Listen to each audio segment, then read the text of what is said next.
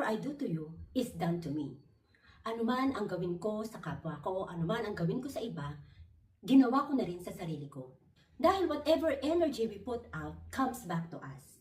Kung ano yung energy, kung ano yung ginawa natin, mabuti o masama sa kapwa, siyang babalik sa atin. Kung gaano kalakas yung intensity ng sakit, ng pain, ng suffering na ikinos natin, na ginawa natin sa iba, ganun din level ng intensity ang babalik sa atin. Ito ay yung tinatawag nilang karma or the law of cause and effect. Na ngayon na marami tayong mapapanood about manifestations, about law of attraction, sa iba't ibang social media. Personally, naniniwala ako sa karma. Totoo talaga siya dahil na-experience ko siya sa buhay ko. Ano yung itanim natin, siyang aanihin natin. Kung konti lang itinanim natin, konti lang ang aanihin natin. Kung marami tayong tinanim, kung sunod-sunod ang itinanim natin, marami at sunod-sunod din ang aanihin natin. Dahil natutunan natin na kung ano ang gawin natin sa kapwa ay ginawa din natin sa sarili natin, dapat laging maganda lang yung gagawin natin sa kapwa natin. Dahil gusto natin na maganda din yung babalik sa atin. Pero bilang mga tao, hindi tayo perfect. Minsan, wala kang ginagawa, biglang may magpa-pop up sa yung negative thoughts.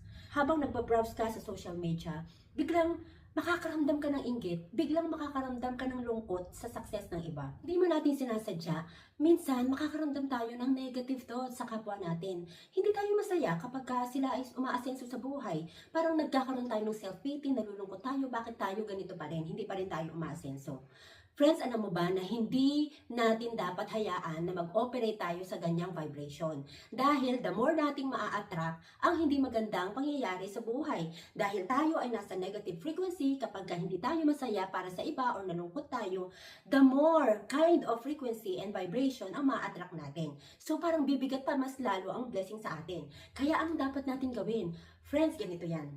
Kapag ka nakapag-isip ka ng hindi maganda sa kapwa mo, although wala ka namang ginagawang masama sa kapwa mo, di ba? Minsan kasi may thoughts lang talaga napapasok sa atin. Alam mo ba na we have the power to control and to change, to transform our thoughts from negative to positive. Kagaya ngayon, bigla tayong nakaisip na hindi maganda sa kapwa.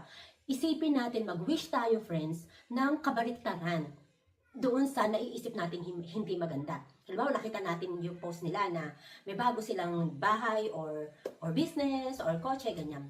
Ang ganito ang gawin nating prayer. Lord, salamat po sa blessing nila. Lord, I pray na ma-enjoy po nila yung blessing nila. I pray na tuloy-tuloy niyo po silang pagpalain. Pray, Lord, na mas maging malapit sila sa inyo at maging appreciative, grateful sa kung ano man ang na-receive nila.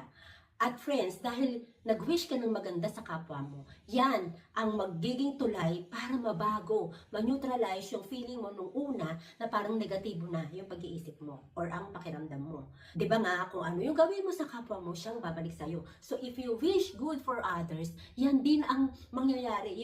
Yung good things na winish mo or pinagdasal mo, inasam mo para sa iba, yun din ang mararanasan mo. Mararanasan nila ang magandang buhay dahil pinag-pray mo sila, ganun din ang babalik sa iyo. Good energy, good blessings. Kaya win-win situation ang mangyayari. Kaysa naman sa maghahanap tayo ng mali, maghahanap tayo ng ibabash natin, or kukontrahin natin yung kaligayahan nila, imbes na ang saya-saya nila dahil natupad nila yung pangarap nila, eto, mayroong magbabash sa kanila, may kukontra, ganito, kung ano-anong pintas ang gagawin.